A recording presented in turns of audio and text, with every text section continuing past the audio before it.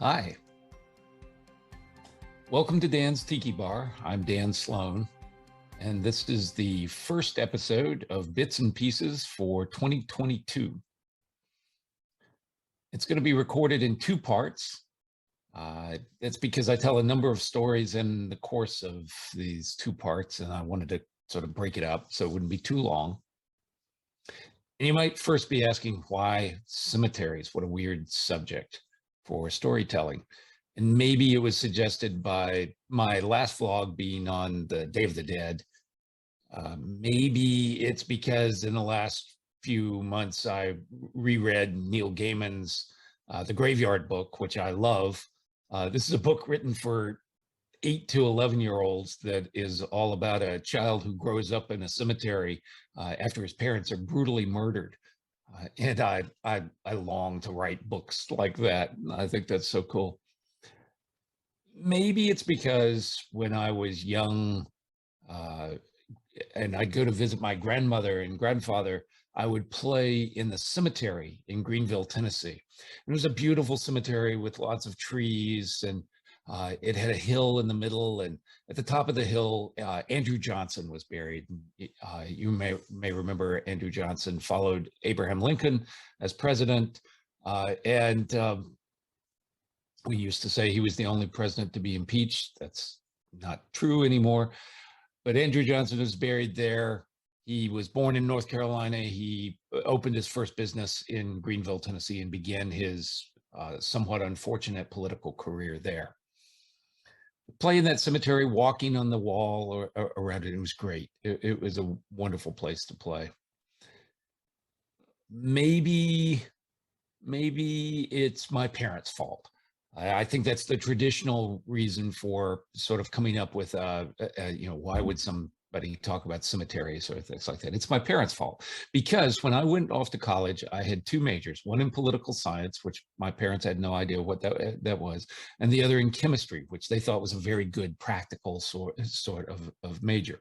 And after organic chemistry, I dropped that major and was trying to decide what to do. What do I want to major in besides political science?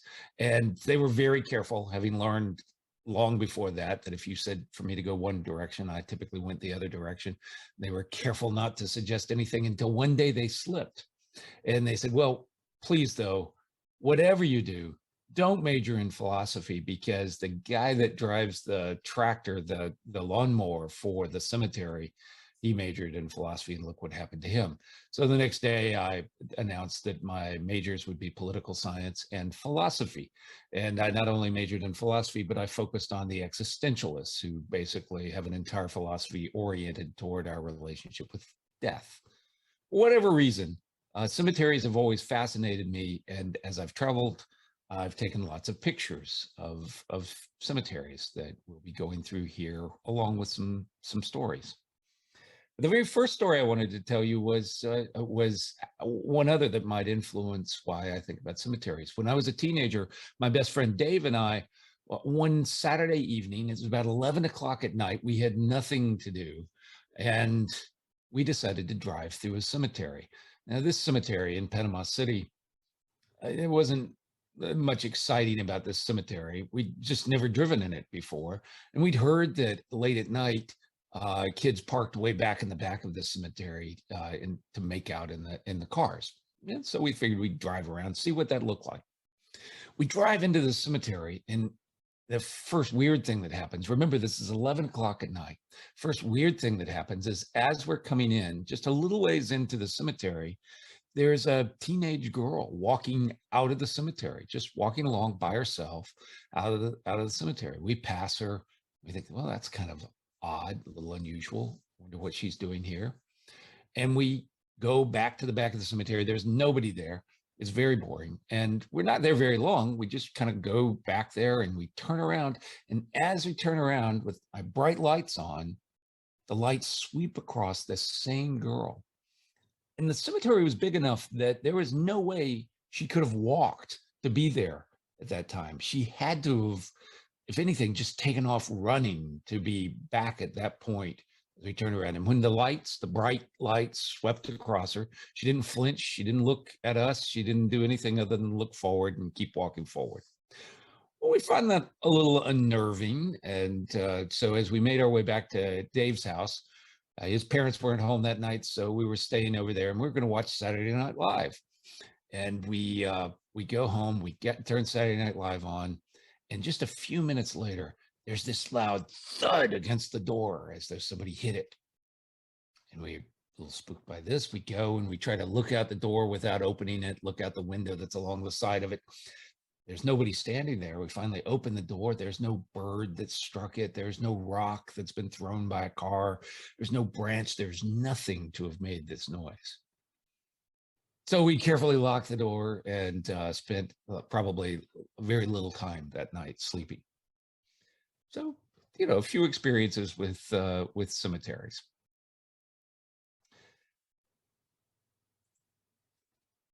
Humans are said to have gotten our start in Africa, and pretty much everything in Africa wants to eat you. It doesn't really care whether you're alive or dead. The viruses, the bugs, the hyenas, the lions, and the vultures are all happy to eat you. And Disney tells us this is sort of the circle of life, and that's all good. The earliest known human burial in Africa was about 78,000 years ago, when somebody laid their 3-year-old boy down in an excavation in a cave with a pillow. So he's curled on his side with a pillow, and this is the first burial that they found. But in many parts of the world, burial really didn't mean burial. The Vikings celebrated their kings by putting them in boats and burning them. In India, your body might be put in a sacred river and released. Cremation is common in many cultures around the world, as is mummification. The Cavite people entomb their dead in hollowed out trees, which I think is really interesting. Sky burials were practiced by Native Americans, Tibetans, Tibetan Buddhists, and the Zoroastrians, who came to India from Persia in about the 10th century. And they brought with them this idea that land and water were too sacred to be polluted by human bodies. And as a consequence, they used sky burials. They put the bodies up on towers and let the vultures eat them. And that worked really, really well for a long, long time, but ran into a problem in the 1990s when a drug that had been used in people was allowed to be used in animals. It was a human painkiller called diclofenac, and it was allowed to be used in animals, specifically cattle. The vultures not only ate corpses of humans, but they also ate the corpses of cattle. And as a consequence of this drug, the vultures were wiped out. It took a little while, but they were wiped out. And so what to do with these bodies? It takes about 250 vultures to manage 800 bodies a day. A statistic I think is pretty wild. But so they created these solar concentrators to burn the bodies. And it became a topic of a lot of discussion, a lot of disruption for a long time cultural practice. And an Indian friend of mine told me that as the vulture population declined and they were pretty much full, they became less efficient, and they would leave, body parts on the surrounding balconies and those sorts of things. So, but that's sky burial. So lots of different versions of this over the years. When I was in Peru, I toured the Sacred Valley on my way to Machu Picchu. And in one section, the Incas had used the adjoining cliffs to bury their dead in small caves. And their city was right across from this cliff. And so you would literally come out of your door in the morning and your ancestors would be there in the facing grottos. When I was traveling, I was asked to bring back a few stones for a friend who collected rocks from different parts of the world. And while I was walking in this valley, I picked up a rock and put it in my pocket. And almost as soon as it went in my pocket, I heard these voices in my head that said, "You can't take this rock. Too much has been taken from this valley."